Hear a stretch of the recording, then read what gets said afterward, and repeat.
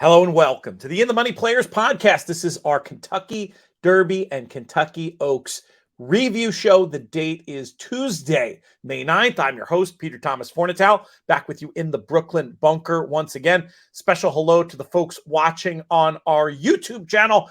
This was the first time at the Derby I think I had as many people come up to me and say, "Oh, I love your YouTube channel," as I love the podcast. I thought that was an interesting little twist. It was great seeing everybody out there. Thanks especially to those of you who said hello. Let us know what you thought of these performances over Derby and Oaks weekend down in the comments. I am joined to go over these races by my good friend and crack thoroughbred analyst. You know his work from inthemoneypodcast.com, from Sam Houston. He is Nick Tammaro. Nick, what's going on? Doing well, my friend. Good to be back for a little recap. It's been a long trail, and so there's been a lot of stops along the way, and we finally did it. It was a crazy Derby. I mean, the favorite scratching the morning of the race. We've seen that movie before, but just the general, all the attrition in the field getting close to the race for all for various and unrelated reasons. It left us in a very different position, and it gives us a little bit more to talk about, I'd say, especially in terms of in terms of what happened with the favorite, a horse who, it's very hard to see, having been out of the frame based on his body of work, had he gone on to compete. But let's not give short shrift to the winner, Mage, who reports home with a 105 Beyer speed figure, the son of Good Magic. What did you think of this effort? Did it surprise you? What were your general reactions to the result of this year's Kentucky Derby?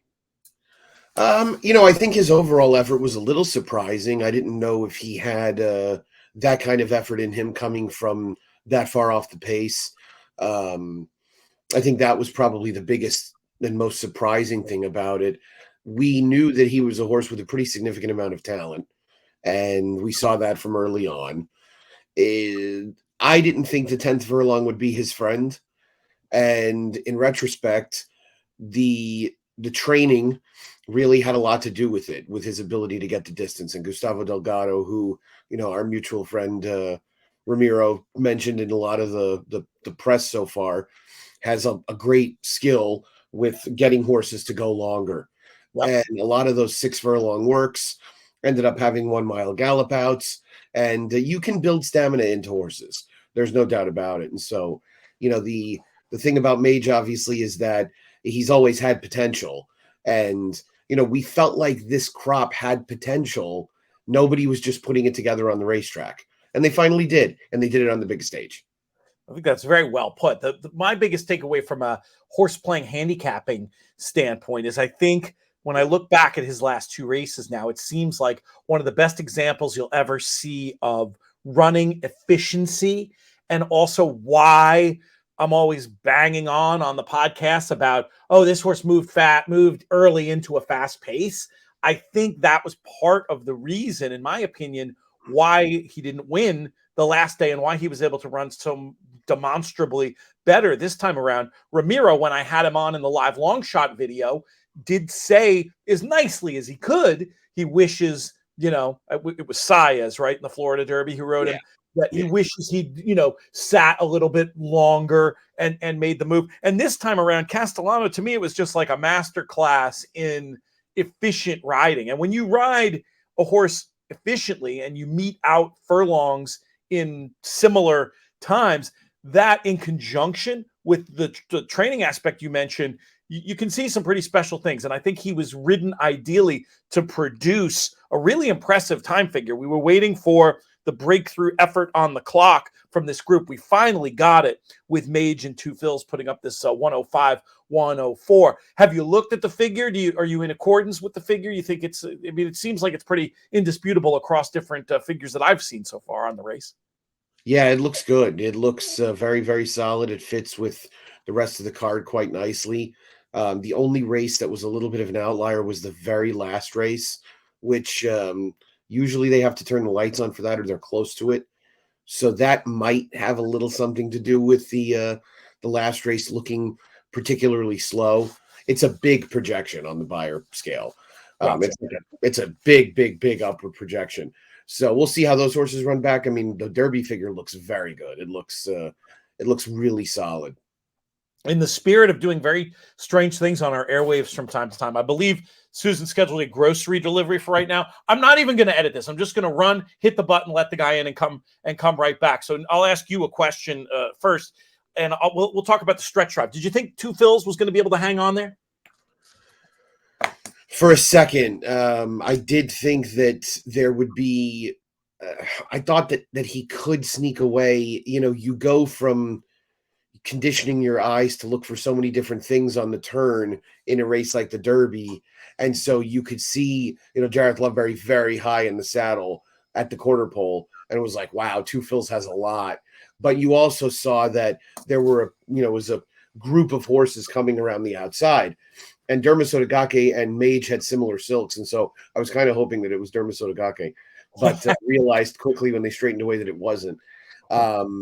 I did think that maybe Two Phils could sneak away, but once they straightened out, it kind of felt like Mage was going to run him down, and so taking nothing away from, I think we can probably individually have conversations about the top three finishers. So in the context of speaking specifically about Mage, it looked like he was going to have more than enough to get him.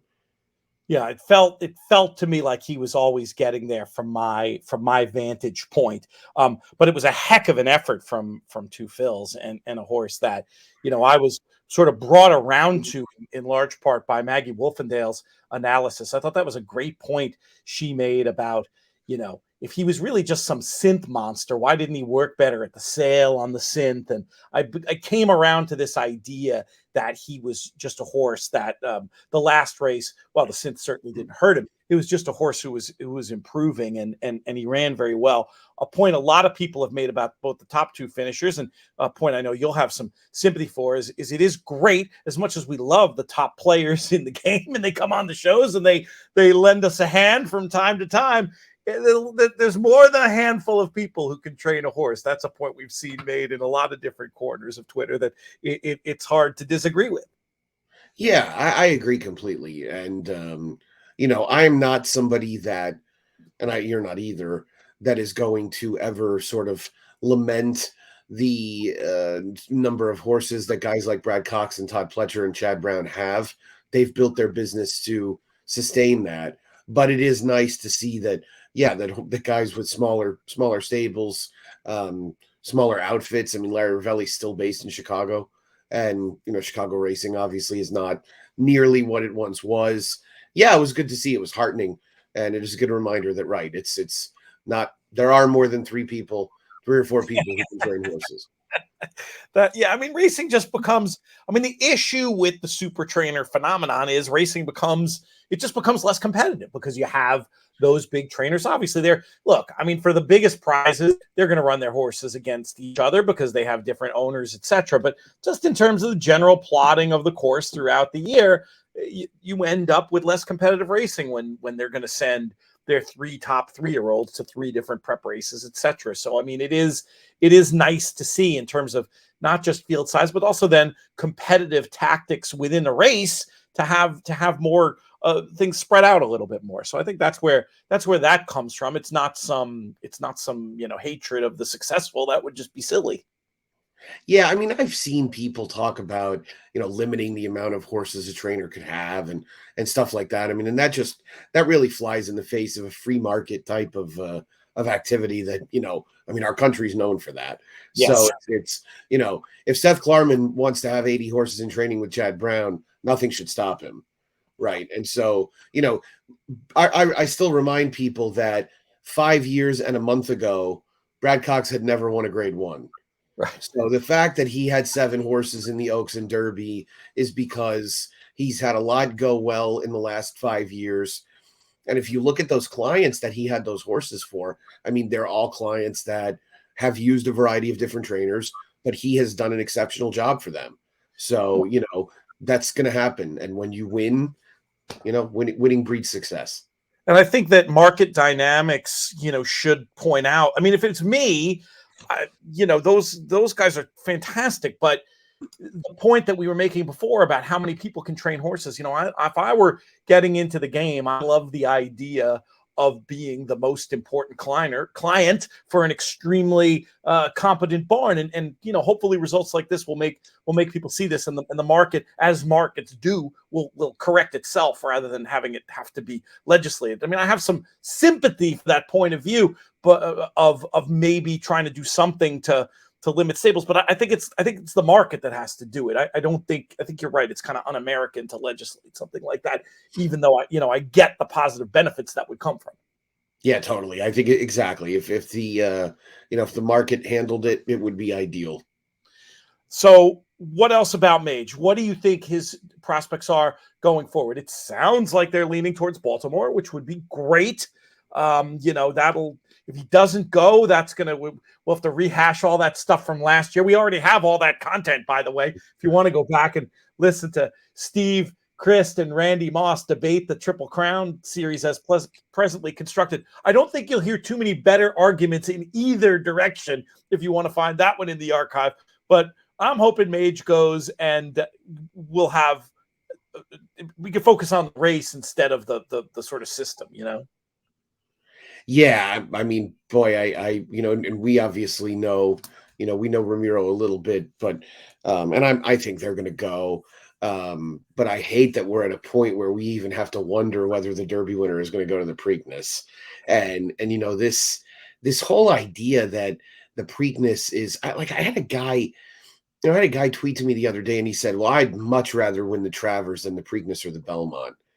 And I wanted to tell him, "Well, what part of upstate New York are you from?" I was going to say, I could see me saying that as somebody who has a house in Saratoga. But yeah, exactly right. And look, I love Saratoga, and I love the Travers as well. But just because it's called the Midsummer Derby doesn't mean it's part of the Triple Crown, right? And so, it's not. The Triple Crown is sacred, and so what I don't understand about it is that if you're training your horse for the Derby, right? And I don't train horses at all. Aren't you training them for all three? Right? Aren't you training them because if you win the Derby, you're going to try and win the damn Triple Crown? Like, isn't that the whole point?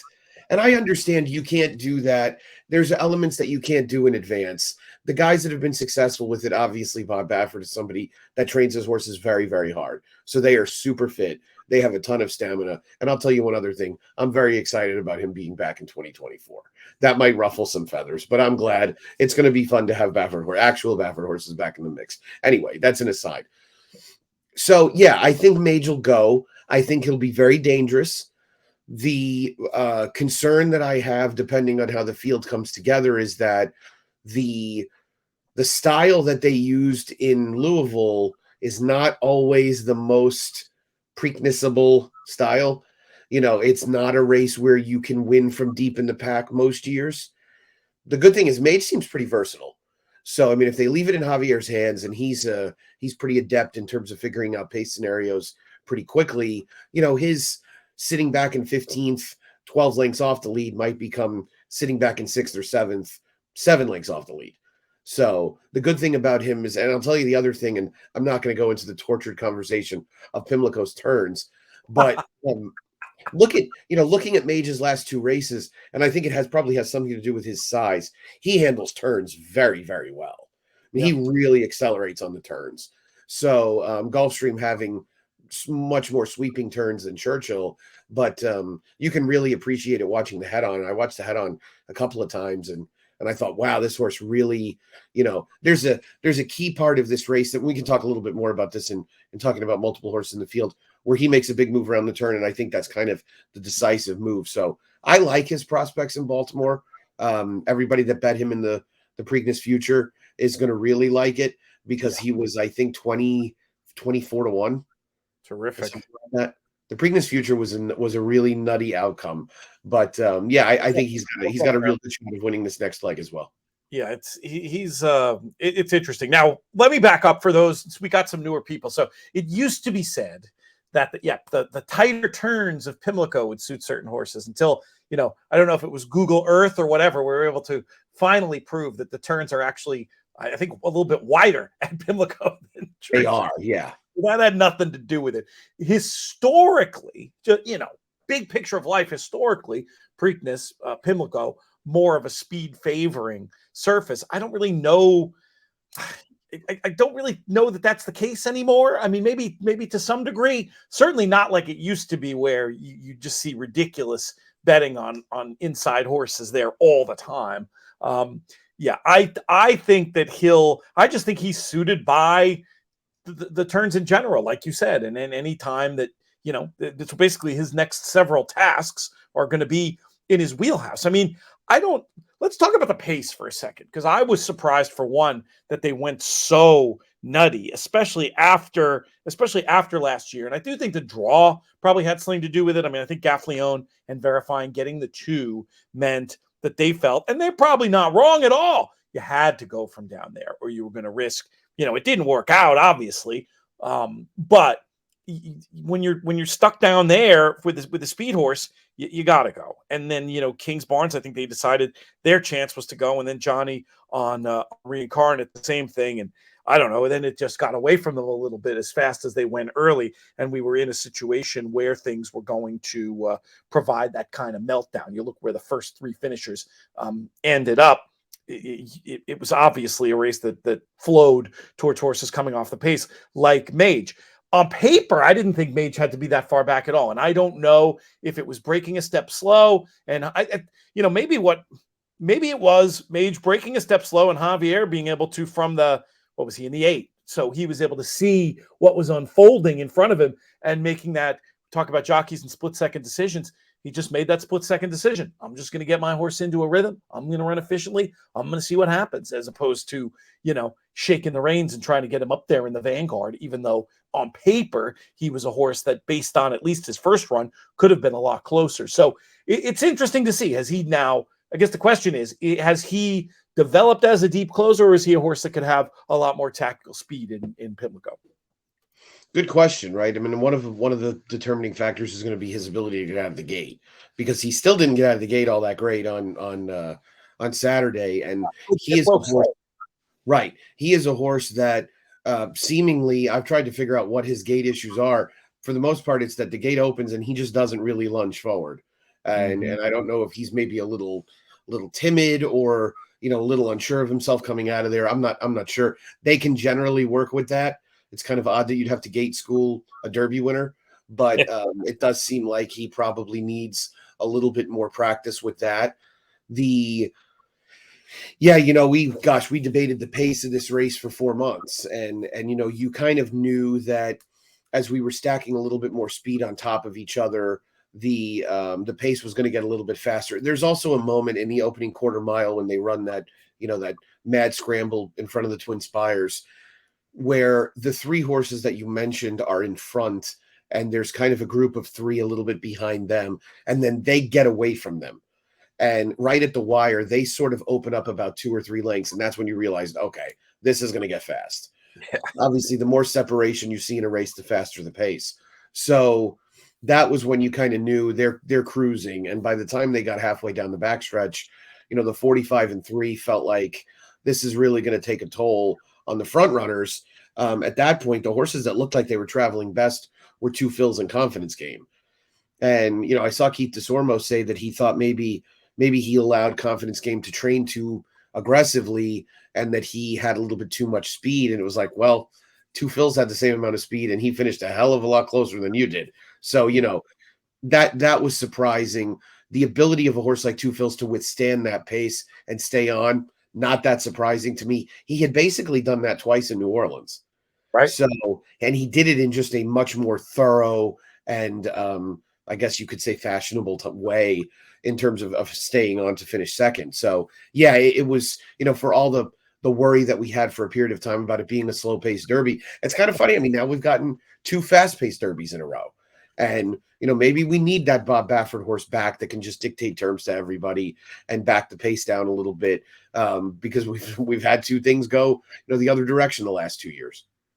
I was curious to see if on time form, Two Phil's actually was upgraded above Mage on the algorithm for being so much closer to that fast pace. But that's not the way the numbers came out. Interestingly, The ability rating on time form, the one that the algorithm treats with the pace dynamics, is actually identical. 124 for Mage and both, and 123 for Two Fills. But the way I look at the world, you can make a case that Two Fills absolutely ran as well as the winner. What are the chances that he's going to come back at Pimlico? Well, apparently, as of later in the day yesterday, Larry Ravelli texted someone and said it's a no-go. Okay. That it comes back too quick, which I just can't even begin to describe what a mistake that is. That is just you have a super sharp, in-form horse that was off for 6 weeks prior to the Derby, ran like that. Leave him in the barn for 5 weeks and see what you get back. Right. And it's just very unlikely that he'll perform at the same level. Now, I mean, would they go to the Belmont? I don't have a particularly huge amount of concern about that horse getting 1.5 miles. And he could be very, very dangerous in a slower paced race, especially if he's dictating terms to everyone else. So yeah, they're not going. And so goes my 27-1 future on Two Fills. The future bet we'll have to get into, but let's yap about some of these top finishers a little bit more. Angel of Empire, in theory, the race should have been run to suit. Was there an excuse? I mean, he was of a he and Mage were traveling together at one point, and it looked like Mage was just better on the day, and I'm not sure why that form is getting reversed anytime soon. Yeah, exactly. Not a straw in his path. There's a key moment. I talked about this with Spencer on Redboard Rewind. There's a key moment at about a half mile to go where it's almost as if Javier knows that his biggest concern is Angel of Empire, because he can sense it's a fast-paced race and that these horses are going to come back to him. He probably knew what he had under him at that point too. And I'm sure he looked over and he saw Pratt looked like he had plenty of horse as well. They start moving together, and there's a spot at about the 3/8 pole that both of them need to get to. One of them needs to get to first, and the horse that gets there first is probably going to win. And Mage got there a lot faster. Yeah. That in part is, I think, because Mage accelerates better on turns. He also had more horse. And from that point to the wire, the margin stayed about the same. Mage was about 1.5 lengths in front of him at that point, and he was about 1.5 lengths in front of him at the finish. So Angel of Empire, to me, ran his race. He ran his best race, and it was third best. It was not any better than third best. He ran better than Disarm or Hit Show, so it was third best. No excuse there. Don't see a world in which this horse is a Belmont horse, but Brad wants to go there because I think he probably figures distance is his friend. But I'd bring this horse back in the Preakness 100%. Roll the dice that you're getting a fast pace and try and do that. He just does not strike me as a Belmont type horse. What of Disarm? I mean, boy, we talked about him a lot as a live long shot, and you got 27-1 on him on the day. In the end, he can finish no better than fourth. Didn't break great, but all in all, I thought this was a nice effort from a horse who outran his odds, certainly. Yeah, it feels like there's a race out there for this horse. It feels like he's probably a little bit better than we thought post Lexington. I saw a lot of chatter on him during the week, and I thought, wow, this horse doesn't really look that good on paper. And it kind of looks like should be, rerouted to some softer spots. But he ran well, all things considered. I saw Asmussen he actually mentioned the Preakness, which, would be his fourth start in what, 7 weeks or so, 8 weeks. Yeah. So, I could see it. And in Asmussen, I trust. He's a guy that, by percentage, he runs his good horses way more than the average bear. So he also has Red Route 1 for the same connections. But, I think even Steve would admit that Red Route 1 style is not really the most appealing in terms of winning 2-turn dirt races. So, yeah, good effort all in all. You mentioned you're burned up to Phil's Preakness bet. Mine was, my main one was First Mission. But I did come back after the Forte scratch, not really realizing the rules in Kentucky. My bad. And think that there was a good chance we'd see Forte in the Preakness. And I was excited about I felt clever for about 30 seconds until I felt like the dumbest man in the world. So how does that work? If you're on that vets list in Kentucky, you basically just can't enter for 14 days. Is that the the idea. Yeah, exactly. I probably should have known that. As somebody who Well, works. and the other thing, so my understanding, and actually Cherie DeVoe tweeted back to me that there was I guess there's an option in terms of what the scratch is designated as. And if you're not a vet scratch, but you're a trainer scratch, you can get off the vets list faster. Interesting. Forte was listed as a vet scratch. So I don't know if Todd was given the option or exactly how that shook out. But yeah, I mean, it kind of shaped up as a pissing match between him and the vet. And I'm sure Mike Rapoli was involved in that, who apparently was trying to negotiate with the vet, which I don't think that was ever gonna work. And so, just my 2 cents on it. And I have a great amount of respect for Todd. I've been watching Todd Pletcher win major races for 25 years. So it almost felt to me like he was going to try and prove the vet wrong by winning the Preakness. And it's just one of those scenarios where if I had his ear for a second, I would tell him, Todd, you're the only one with anything to lose. Yeah. Like the vet doesn't care if your horse wins the Preakness. Right. And your horse winning the Preakness doesn't mean the vet was wrong. Right. Right. So just don't go down that road. Like you don't have much to gain. And you have a horse that, I mean, Christ, he could still win the Eclipse. Like he still has better credentials than Mage does. Right. So regroup and get to the Haskell, get to the Travers, something like that. Get this horse in one piece. Even if you think he is, then just buy the public perception for a minute, which is that you're going to do everything right because you've always done that throughout your whole career, and just regroup. Forcing a square peg into a round hole, even if you think he's 100% fine, it just seems like the wrong thing to do.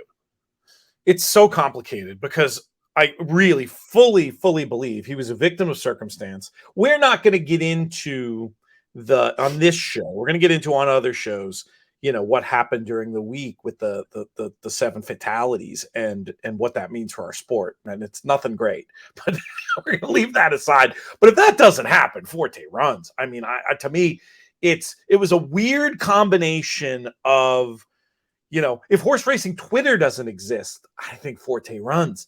I just think that it became such a talking point of from whatever it was, from Wednesday on, whispers that became chatter about Forte scratching, that I think that state vet, now I'm no horseman, and I couldn't see anything wrong with him either of the times they pulled him out. Real horsemen didn't love the way he looked the first day when they pulled him out, and the second day said, well, he doesn't look great, but that's probably just him, was sort of the consensus on whatever the issue was when he was walking on the road the second day. But from the state vet, and I trust Todd Pletcher more than I trust the state vet. I trust the other vets who were on side with this horse running probably more than the state vet. But I also have deep sympathy for the state vet and the political pressure that I'm sure he was under, because God forbid something could have happened to this horse that was completely unrelated to the left front or right front or whatever one it was that wasn't, looking its best. I think it could have been the end of racing.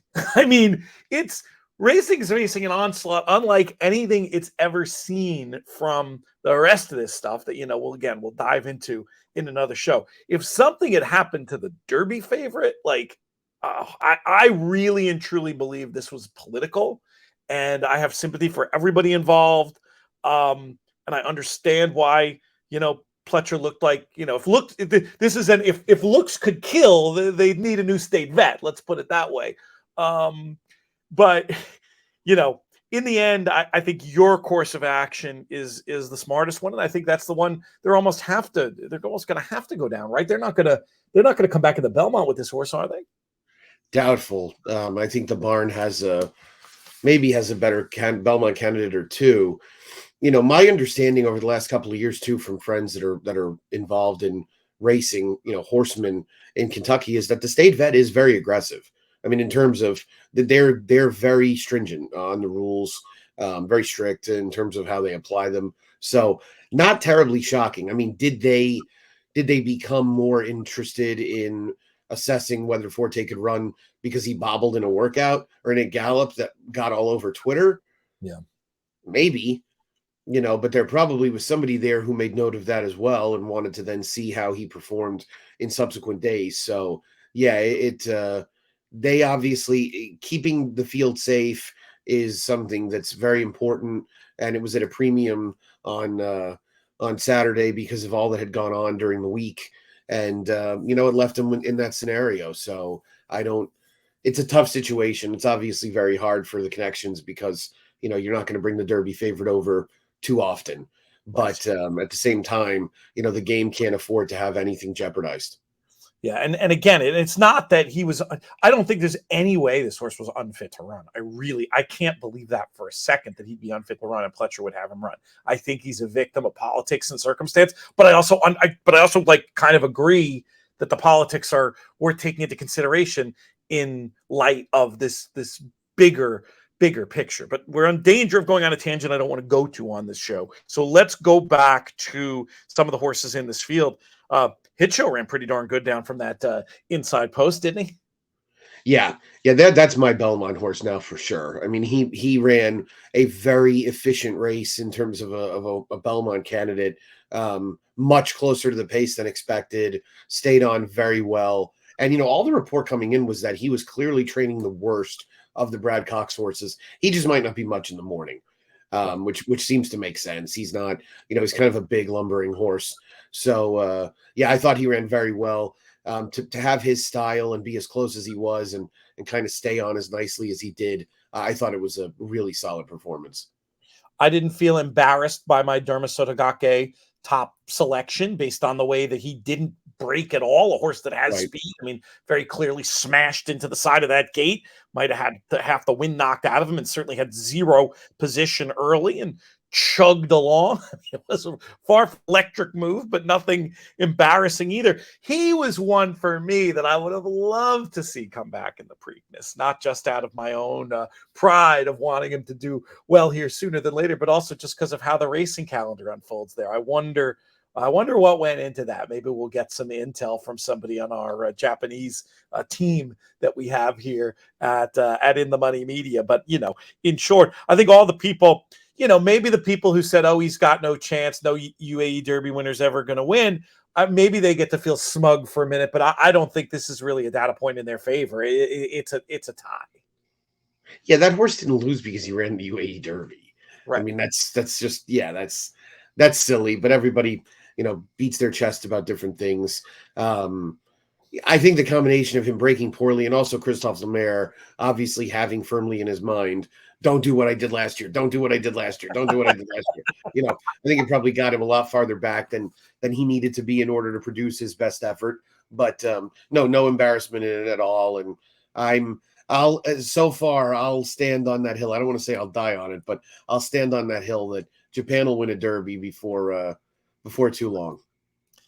What about Tapatrice? What's up with this horse? Like this race, if you told me beforehand the fractions, I'd have said Tapatrice wins for fun. I think might have been my excuse. Is he just a horse? Does he lack?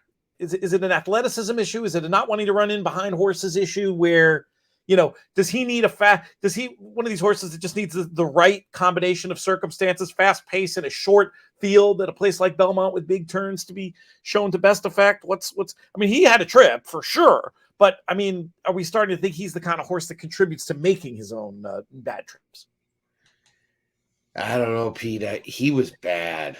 You're not even giving. I was only giving half credit. You don't even want to give that.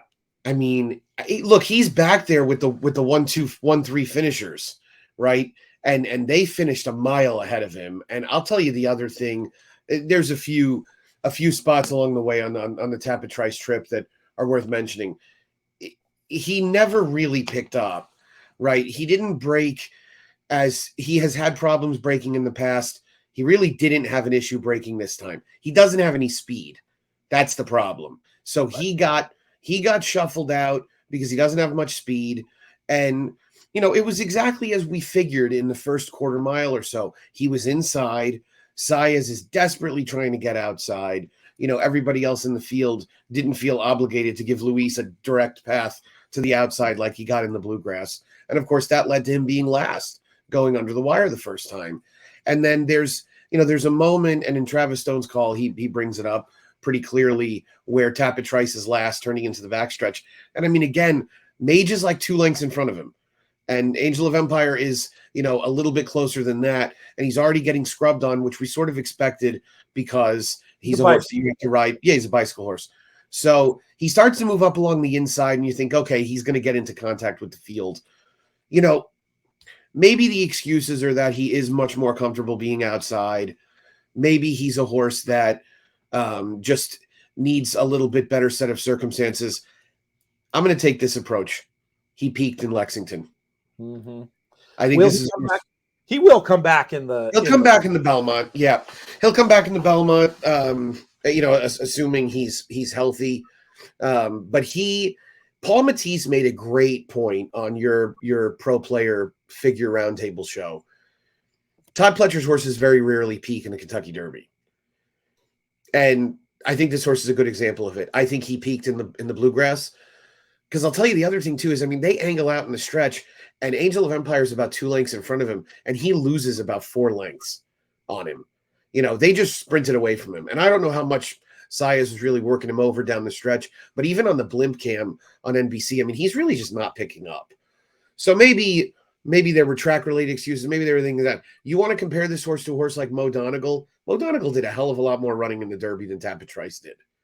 Yeah. And so that'd be my concern. At this point, this is a horse that in the Belmont, I'll take my chances against, because I think it'll be a little bit more sizzle than steak for me in terms of whether he's really got Belmont credentials. So let's look through, unless you have anything else specifically on the Derby, take a quick look at who we think is going to turn up for the Preakness. Anything else on the Derby? Any of those further back horses you thought were interesting or excusable to coming out of it, or ones you're dying for the cutback for now? Anything like that? I'm watching them come down the stretch and thinking about that. I don't have one that cutback wise. Rocket Ken feels like a cutback. 7 might be a little much. He didn't run that poorly for about 3/4 of a mile. Confidence Game is probably a horse that would benefit from a cutback as well. He's listed as probable right now for the Preakness. For the Preakness, he is. And I will admit I threw a couple of dollars on him in the future too, because I felt like Ita Sormo was likely to run in both, given how much time off he had. I did kind of jokingly, I went through the whole field and put where they should run next on Twitter on Sunday morning. And I don't remember. Oh, Raise Kane was my cutback. He was a horse. He actually didn't run that poorly. I think he did 8th. Yeah. He feels like a great cutback for the Woody Stevens. He'd be my cutback if Ben Colebrook so chooses. Do you see any reason for Confidence Game to improve enough in the Preakness? I mean, would you, or it was more just you were trying to get a starter in the gate with that bet? Yeah, exactly. I was trying to have a horse that I thought would probably be a bigger price in the futures. Now, I think he went off 25. I don't know how much shorter he'll go off than 25, but he is a Derby horse, so he'll get some support. Yeah, so I wouldn't be surprised if that gets cut down a little, depending on who all turns up. Where did First Mission end up in the Preakness future bet? By the way, I was impressed. I was pleased. 300,000 in that bet. That ended up being, I thought, for something new, kind of a cool new bet. It's always fun seeing people, especially when they're partners, listening to our advice, take shots on stuff like this. But where did First Mission end up in that pool? If you have it handy, he ended up 6-1. That's terrific. I think. Yeah, right. I got a piece of it for sure. He'll be short. And he was always going to go, so you didn't have that Willie, or when you trying to price that for the Derby horses, it's 2 things. It's will he go? What price will he be if he goes? It's a 2-leg parlay. With First Mission, it was a 1-leg parlay, which is almost always better on the math. So we'll in realistic terms. So we'll take that. I mean, no reason to think that he's got these Bafferts to deal with too, in addition to, Mage, Disarm, and Confidence Game, it looks like. But I feel good about that price. I think he'll be shorter on the day. Oh, yeah, I think so too, especially without Forte. I think right now he's probably going to be the second choice. So I think Mage will go off the favorite. Mage is still a horse who went off 15-1 in the Derby. So, I mean, he's not going to be a particularly short price. First Mission's PPs look very clean too. I mean, he's He's 2 for 3 with a good second on debut, with a 98 fig last time, and a nice, improving pattern. I know at least going into the Lexington, he was very fast on Thorograph too. I'm guessing Mage got a pretty good Thorograph fig for the Derby. I would imagine he'll be the second choice. Obviously, no two fills. The Bafferts you're referencing are National Treasure and Arabian Lion. I've never been a National Treasure guy. I don't know. Maybe being back with Bob will help, but those horses, they didn't really rebound all that quickly last year. Arabian Lion just got beaten by First Mission. When I saw the Preakness, the notes yesterday, and I saw Arabian Night, I was like, holy cow, Arabian Night. That's where the hell was I? Should have bet the all others. But it was Arabian Lion. So Arabian Night did start galloping yesterday, but obviously he'd be a ways away from a race. Those look like the principles. I don't know who else would read. Blazing Sevens is a possibility, yeah.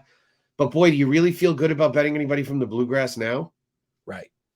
I mean, that race felt like it probably took it on the chin the most in terms of the preps that didn't really play out. Oh, you know what we didn't talk about, which is a total host fail. Speaking of, relevant Derby points and form lines, Forte doesn't get to compete, but his form line wins. How likely do you think it would have been that Forte would have won this Derby? Put aside any concern. I don't know if you're as much like me that there was nothing physically wrong with the horse, but right. for the purposes of this question, say there was nothing physically wrong with the horse. I mean, there's people saying he definitely would have won. I don't know how you watch it and say there isn't a good chance he would have won, but where do you stand on that question? It all would have boiled down to where he was positioned early. And the fact that he had not had as much speed in recent starts probably would have helped, because it's a race where you wanted to come from a little bit farther off of it. The fact that they did what they did in terms of final time and figure and stuff like that, it would have taken a pretty good step forward for him. It would have been a career best. It would have had to be a career best. He would have had to run a lot better. So, do I think he would have probably been in the Superfecta? More than likely. Almost. I don't have any reason to think he wouldn't have. Yeah, I want to say almost definitely. Like, just he was close, just in form terms, like close enough to Mage that, I mean, it's the Derby. He could have been one of the victims of a trip and gotten knocked out. But it's hard for me to see too many scenarios given his running style and given the closeness in form. There was a very good case to rate those two equally. Obviously, the market was rating Forte so much more likely. I guess that's where the idea that he would have won easily comes from, which you can't say. And I think you made the key point. It would have taken a career best, and then it gets back to the Paul Matisse point. Would he have been ready to fire that career best? I don't know. I tend to be more. There's a lot of talk about Pletcher and how on the raw numbers, what his percentages in the Derby and all this and that. I don't know. With that horse, I would have trusted him. I would have expected a career best from Forte, I guess is what I'm saying. And again, I think that puts him either first or second. I think the most likely scenario is he's in the exacta with Mage. Maybe I'm overrating him, but that's kind of how I'm looking at the world. I think you're overrating him, but just to be perfectly honest. But with that caveat, he is a horse that had shown some exceptional ability prior to this race, and not really anybody else had. So there's that factor. The one thing I'll say about the taking the results at face value, there was a chasm between Mage and Forte in the Fountain of Youth. It was not a chasm in the Florida Derby. Right. It was a much smaller margin, and in fact, most people better. Most trip handicappers are going to tell you that Mage ran better. Yeah. The likelihood that to say Forte wins that race because Forte beat Mage twice is to totally misunderstand their last two races. And I'm not saying at all that you're doing that. So, but you can't deny that Forte had beaten Mage the last two times, right? I'm not somebody that generally thinks in racing, well, that horse is just better, they'll continue to beat them, because it did look like Mage was getting better with each passing start. So, for a comparison point and for somebody to ridicule me about, I think Forte would have run third. I mean, that's a completely likely scenario too, Right. because the two fills effort, you could say that the two fills form line and the figure he was running, yeah, the idea that he would have split them completely realistic to me. Other than two fills, though, I do think that Forte would certainly be a favorite to beat the rest of them, and I would have Yeah. evaluated him pretty similarly to Mage. I mean, I would have given extra credit to Forte based on the body of work, but like looking at raw numbers and trips and things. Anyway, it's certainly not as simple as Forte would have won. I don't think that at all. I just think that form, we were talking about the different form lines coming into the race. That's the one I feel like gets covered in the most glory coming out of Florida, as opposed to you were saying maybe denigrating the bluegrass form line. I don't disagree with that. California, it's not really fair, but I mean, I will say this: Mandarin Hero ran a race making me think that the Paul Matisse more conservative version of what the California figure was. Oh no, it's the other way around. Paul was the one who had that faster, right? No, Sean had it fast. Paul had it slow. Yeah. Oh, that's how it went. Sorry, Paul sorry. was like big time anti-California. Yeah, and the anti California opinion. Look, it's one data point. You can't say anything definitively, but Mandarin Hero didn't do anything for that form, is what I'm trying to say. He did not. It did not, does not look like it'll hold up very well. And we won't see Practical Mover Skinner for a while. The piece I read yesterday was that Tim Yakteen was getting them all back home and going to assess where they'd go from there, but doesn't look like we'll see. We definitely won't see them on the Triple Crown, any of those California horses now. I was hoping Skinner, if it was just I don't know, but it's one of those things when they have a fever, like sometimes the press will treat that like, oh, it's a fever, like they could still run in the Preakness, but the old school horsemen say, walk a week in the shed row for every day they have a fever like that. So one day a fever was going to knock him out of the Preakness. I was hoping if he bounced back quickly, there was a chance for the Belmont, but you're hearing no for Skinner. It didn't sound that way. The article yesterday said that Sheriffs was going to look at some options, and he mentioned the affirmed. So I guess there's a chance. I just don't know. The other thing is he's eligible for a one other then, and so there could be an opportunity for them to just try and go the easy route. But the problem is you lose a one other, then it's like, okay, where are you going now? But Yeah. yeah, I don't think we'll see him back. A lot of it'll depend on what happens in the Preakness. We should have a pack. I say this every year. I'm exhausting myself that we should have a packed Belmont Gate every year, no matter what. Right? The mile and a half is a huge equalizer. So they're not born to run a mile and a half. It really does take a lot of the separation out. And anybody that looks particularly geared towards doing that this year is not all that formidable. Yeah, well, I think I like your early Belmont call though. We were chatting about before. Should we move on to the Oaks for do a little 10-minute segment on the Oaks here? Is there anything else on Derby or Preakness before we move it along? No, I think we can definitely head to the Oaks. All right, let's talk Oaks, which was won by a horse that we talked about a bunch, but I don't think anybody was smart enough. Oh no, Maggie Wolfendale was smart enough to put on top in the conversations we had in the preview shows, and that doesn't surprise me because she's so good with horse flesh, and that was definitely one of the talking horses, the buzz horses in the Oaks. Pretty mischievous for Brendan Walsh and Tyler Gaffleone. I was just I was all about wet paint in here, and we'll get to that one in a minute. But how good did you think the Oaks was in general? And for what we had seen from that division, it was very solid in terms of speed figure and expectation. Great ride by Tyler to lose, really as little ground as possible on Pretty Mischievous. It was pretty incredible in that, from that perspective. Yeah. So those were kind of the biggest takeaways I had. It was Pretty Mischievous was training very well. Obviously, Brendan Walsh's horses generally do. He's a very good horseman, one of the more underrated out there. So I'm glad to see him get a signature win. And you kind of knew going around the far turn. I mean, you saw where everybody was positioned, and you saw that Tyler looked like he had two fistful with Pretty Mischievous, and she was going to be awfully tough when he let her loose. I think from a pace perspective, she ran really, really well. They went a very solid pace for this age group and this particular field. She was never really that far off of it. She was about 3 lengths off, and she stayed on nicely. It was a good, efficient effort. and puts her at the head of the class.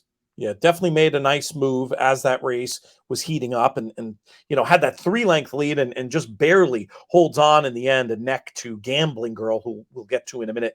The Timeform algorithm did upgrade 3 points to a 114, so that's similar to a 94 on the Beyer scale. Beyer had it 92, so that those numbers mesh completely. So we're not talking about a historically significant Oaks, but we are talking about a decent effort, certainly on the clock from these fillies. Gambling Girl in second, but solid long shot, just sort of had a little bit of trouble early and grinded on under Irad in that Pletcher sort of trip that we see sometimes in these big races. Ends up getting second, running a career best. The Alice look, the angle on her, I thought was I just liked how she looked with Wet Paint, and I thought Wet Paint was such a standout that there was a chance she'd run in right behind her or run close to her at a price, and boy, was she a big price, 30-1. However, so I guess I was right about her running close to Wet Paint. I just was knowing it was going to be for third and fourth, so I had all my clever trifecta includes up there, but didn't get the key horse for third. She needed a longer nose in the end. Yeah, she ran well. She was a horse that I had a little affinity for as well. I should have given Pretty Mischievous more of an opportunity to win the race. I bought into the South Lawn situation a little too much late, and I really didn't early on. Norm Cassie's barn was winning pretty much everything all winter, and things have evened out a little bit. But the Alice look ran well. It was another very strong performance for the Fairgrounds Oaks, which you would have to imagine is likely it's got to be headed to Grade 1 status at some point. They're really, really getting up there in terms of how the horses from that race have run. Yeah, I guess we're down to one Grade 1 pre-Oaks prep, just the Ashland. So, because I think the Santa Anita Oaks got downgraded. Yeah, that's so. Yeah, I mean, maybe we're look. I this is a topic for a totally different show, but I'd like to see us have no Grade 1 preps. But I think it would help. I think it would help a race like the Preakness. So yeah, it was. Gambling Girl ran way, way, way better than I would have expected. She is a horse that did. Now, for that matter, she did peak on Friday. So, but apparently she had tipped her hand a little bit in training and had been training really well. So no great surprise there. But she's a horse that I really didn't expect that kind of effort from at all. And she ran really well. What did I wrote positive things about her. I thought there was a chance she was gonna trip out. Yeah, I mean, I started off criticizing the form of the Gazelle, but I say she closed okay there against the flow, and I just thought she was one of the better finishers in the group, so I thought she could run in underneath.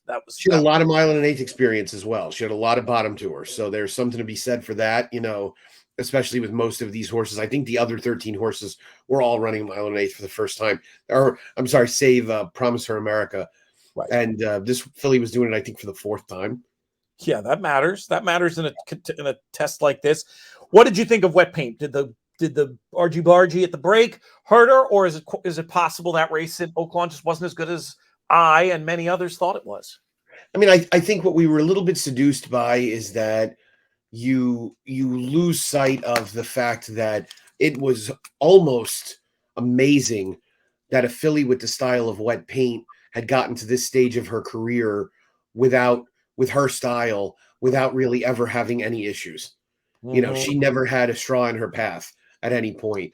And I don't think she had any early issues to me on Friday. She broke and she was in position, and then faster horses got in front of her. Right. So I don't think there's much excuse. Pratt said that she didn't handle the dirt at Churchill the way she handled it at Oaklawn. I think what he said was that the track is faster at Oaklawn, and that probably helped her a little bit. Mm-hmm. Now, I'll admit he had her, I don't want to say substantially closer, but I'm gonna bet, and I have not looked at her pace line. I'm gonna bet that she went quite a bit faster early at Churchill than she did at Oaklawn, and I think that likely had a deleterious effect on her. Took the sting out of that finish. Maybe there was also a moment, if I'm remembering the trip right, there was also a moment where he could have gone inside or outside, where he went inside and ended up it didn't have a clear run through the stretch, and by the time he had clear sailing, the race was over. Of course, she's Yeah, still on third. yeah. I mean, 5/16's pole. She's a length and a half in front of Gambling Girl, who's circling up on the outside of her, and he's looking to maybe try and at that point. I mean, it's tough to pick your way between horses, but the other part of it is that she just didn't really finish. Yeah. And so to the topic I was just bringing up, I mean, her pace line in the fantasy is 81, 99, 98, 106. In the race before that, it's 93, 88, 86, 100.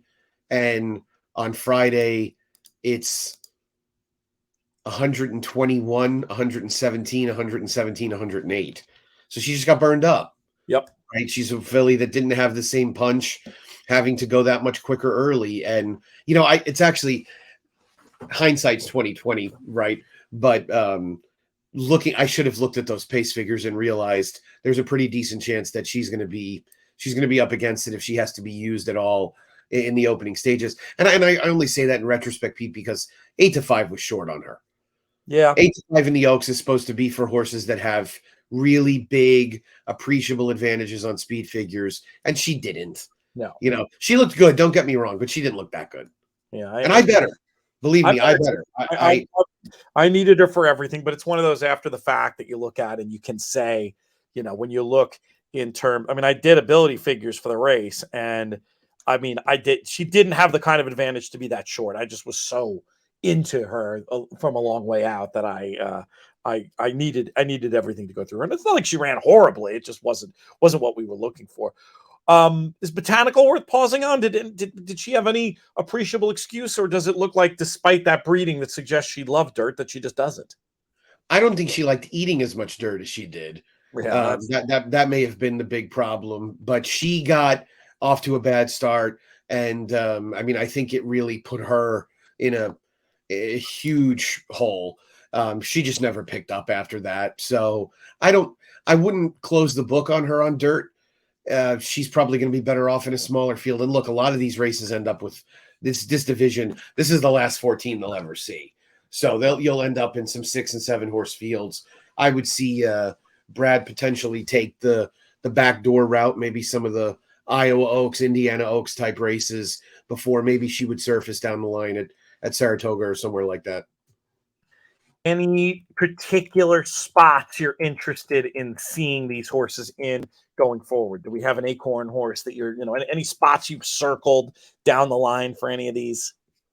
I would assume that with the acorn being a mile and a 16th now, you'd likely see at least, all 4 of the top 4 finishers. I don't know why you wouldn't see the winner come back there. I think you could certainly pencil in Gambling Girl for that spot, given it's in New York. Yep. I would assume that, Brad would want to run one of both. Now that Brad can split these horses up, he might want to split them up a little bit more. But I would imagine he'd want to run either the Alice Look or Wet Pain in there. Obviously, Godolphin wants as much representation on these big cards. So, yeah, I would envision that this will be the next big objective for the majority of them. And then, you'll have a group go to the Coaching Club American Oaks, and you'll see how they sort themselves out at that point. I don't think there's a clear separation between any of the top horses and everybody else like there might have been last year. So you're not going to have like a Nest and Secret Oath that might just become so much better than everybody else. I'll tell you a horse that actually would be a lot of fun for cutting back a little bit down the line is Dorth Vader. She ran 5th. She didn't really run bad at all. Yeah, she ran great. Was she the best of the speeds? Yeah, maybe a little bit better than Pretty Mischievous. Yeah, she was closer. She was best. Yeah, you can consider. Yeah, Pretty Mischievous was pretty close. Pretty Mischievous was pretty close to her. Yeah. But she on pace figures she was 5 faster, so she's in that. Depends on how you define it, kind of a thing. Right. Black Eyed Susan, 0 Oaks horses will run back, but it sounds like we'll have some familiar names in there with Fiza and Julia Shining coming back, Sacred Wish for the black type team. It seems could be a little bit more star power than we see in that race, but no Oaks horses, right? No, I doubt it. I can't think of maybe. I mean, I don't to see Kenny McPeak running Defining Purpose back or something like that. One of the guys that are a little bit more aggressive. But is Todd going to run Julia Shining in the Black Eyed Susan? I saw him mention that. But Listed as probable here. yeah, It's the unusual, horse though. You the think he other might? horse that's lurking out there that I haven't seen anything on, and unfortunately, as of last week, she hadn't worked is Punch Bowl. Yeah, I'm not seeing her listed in probables, but yeah, that would No, also. she hadn't worked as of last week, so I don't think she's going to go. I'm hopeful that she could come back for the Acorn, but she could be the horse that gives them all trouble down the line. Yeah, that's an Maybe interesting I'm call. overrating her. I mean, based on what we've seen and the overall quality of the group, it doesn't sound crazy. Now, No, obviously, we're an hour in here. I just want to at least shout out some of these other big performances we saw. One, for me, one of the highlights of the weekend, just personally, especially being there with my mom, first Derby, and Perrin, first Derby, well, was getting to tell them the Cody's Wish story and then watch that awesome roll down the center. I mean, for a horse that runs like that, he you don't often see one come from that far back who looks the winner every step of the way, do you? yeah, he was great. I mean, I tweeted on Saturday afternoon he's the best horse in training, and I firmly believe that. He's an easy horse to get behind, and I loved hearing Bill Mott say that they'll give him more opportunities to stretch out again down the line. He's been effective around 2 turns, obviously, and he's run okay at 9 furlongs. So, yeah, here's to hoping he continues to move forward. We've seen the Dirt Mile to Breeders' Cup Classic move before. Wouldn't that be We have, something we if the have. dream can go that far? I mean, that would just be ridiculous. Who else really impressed you? Up to the mark one we certainly have to discuss. Yeah, Up to the Mark was terrific. Horse that had hinted at having some pretty serious ability at Gulfstream, put it all together on a big stage. You'd have to imagine domestically one of the biggest hopes for the Manhattan. Where did Smile Happy's race come from there? 110 on the Bayer speed figure scale. And if you just took that race literally, you could put him up there as one who you could say could be a Breeders' Cup Classic player for sure. Yep. If he's able to run back to that, we'll see in the Foster. But this was a pretty compelling performance, no doubt. He looked like the winner the entire way. Yeah, he really was. He was very, very good, and of course I tried to beat him. But this is a horse we've always had hopes for, and it was good to see in that regard, and certainly one we'll follow along the way. How about you? What else impressed you? What else do we need to talk about Friday or Saturday? I mean, those were the main efforts. I didn't see anything more that really I thought was too out of this world. I thought that there were some horses that underperformed as favorites that were a little disappointing. There were a lot of horses that I bet that underperformed on Saturday, especially, but I'm not going to hold that against them. Good to see Caravel win back, and she's Oh, a of horse course. getting easy to root for, and she took the softer objective, and apparently they're going to ask it now. I think that's the idea. And I almost wonder, and this is just pure speculation, but the fact that they took such an easy race, if they have any thought of looking to do the King's Stand Diamond Jubilee double at Ascot, and that's why they went so soft on her. I mean, that doesn't really feel like a Brad Cox move, wheeling back in 4 days, but it did. Brad Cox, who doesn't like to run his horses 4 weeks apart, is going to bring them back in 4 days. I know. I'm just trying to figure out why.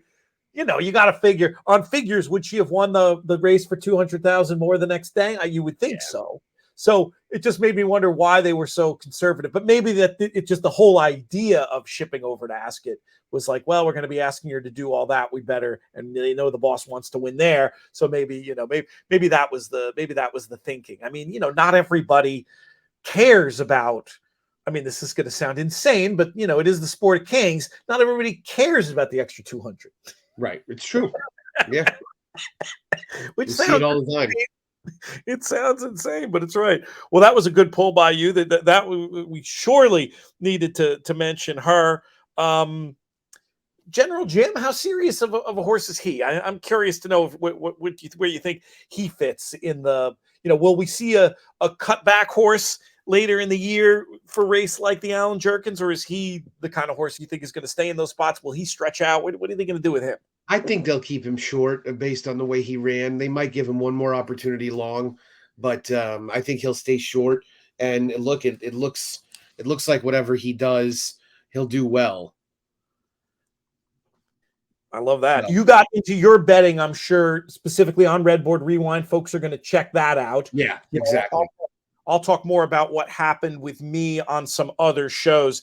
Generally speaking, the moral of my weekend is it's better to be lucky than good, and also having good friends to talk stuff through with and be able to, help with construction. Because I, on my own, I think it would have been one of the worst weekends I ever had, and it ended up being a pretty strong one. Specific shout out to Philip Shelton for putting forth the case for Web Slinger at one of our events. I would have looked over him from that post especially, and that was the key, I think, to that big paying late pick 5 on Saturday. Any closing thoughts for you, Nick, before we get out of here? No, it was great to have the Derby behind us now. All guns for Baltimore. All right, good stuff, my friend. We will be talking soon. Stay tuned. We're going to have shows, I think, pretty much every week. There's just so much to cover. Ramiro going to be on. Ramiro Restrepo, Mage's owner, principal owner. There's a big partnership, but Ramiro is very associated with him. Going to be on JK+1. That's going to be worth catching. I want to do something with Marshall Graham about the markets on Derby Day, and he had some points he wanted to make about CAWs in general. We'll get that on these airwaves. We will be doing some stuff about racing's social license to operate as well. Keep it tuned in the Money Media on YouTube. If you want to get everything, you got to subscribe to YouTube, and you have to subscribe to In the Money Media on your podcast feed wherever you get those. Thank Nick one more time. We'll thank our founding partners, 10 Strike Racing and the Thoroughbred Retirement Foundation. Learn more about our connection with them and the work they do, trfinc.org/players. This show's been a production of In the Money Media. Our business manager is Drew Coatney. Our chief creative officer is Jonathan Kinchin. I'm Peter Thomas Fornitel. May you win all your photos.